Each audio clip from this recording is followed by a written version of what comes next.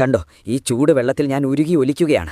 ഞാൻ ഉരുകുമ്പോൾ എന്റെ ഉള്ളിലെ കെമിക്കൽസ് നീ കുടിക്കുന്ന വെള്ളത്തിൽ കലരും. പ്ലീസ്, ഇതിന് പകരം ഒരു സ്റ്റീൽ ഗ്ലാസോ സെറാമിക് കപ്പോ ഉപയോഗിക്കൂ. ഞാൻ നിങ്ങളുടെ വീട്ടിലെ പാനാണ്. എന്റെ ഉള്ളിലെ കോട്ടിംഗ് ഇളകിയിട്ടുണ്ടെങ്കിൽ ഉടൻ എന്നെ ഉപേക്ഷിക്കൂ. തീ തട്ടുമ്പോൾ ആ വിള്ളലിലൂടെ ഭക്ഷണത്തിലേക്ക് വിഷം കലരാൻ സാധ്യതയുണ്ട്. ഈ ചൂടുള്ള ഭക്ഷണം എന്റെ ഉള്ളിൽ നിറയ്ക്കുന്നതൊന്ന് നിർത്താമോ? ആ ചൂടിൽ ഞാൻ ഉരുകി എന്റെ ഉള്ളിലെ വിഷം നിന്റെ ഭക്ഷണത്തിലേക്ക് കലർത്തുകയാണ്.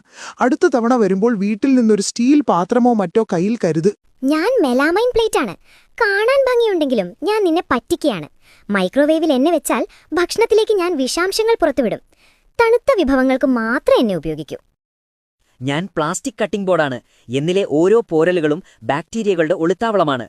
ഒരിക്കലും ഇതിൽ പച്ചക്കറികൾ അരിയരുത്. പകരം മരത്തിന്റെയോ സ്റ്റീലിന്റെയോ കട്ടിംഗ് ബോർഡ് ഉപയോഗിക്കൂ. ഞാൻ പഴയ കിച്ചൺ സ്പോഞ്ചാണ്. നിഷ്കളങ്കനെന്ന് തോന്നുമെങ്കിലും ടോയ്ലറ്റ് സീറ്റിനേക്കാൾ കൂടുതൽ ബാക്ടീരിയകൾ എന്നിലുണ്ട്. എന്നെ എപ്പോഴും മാറ്റിക്കൊണ്ടിരിക്കൂ. ഞാൻ പത്രക്കടലാസാണ്.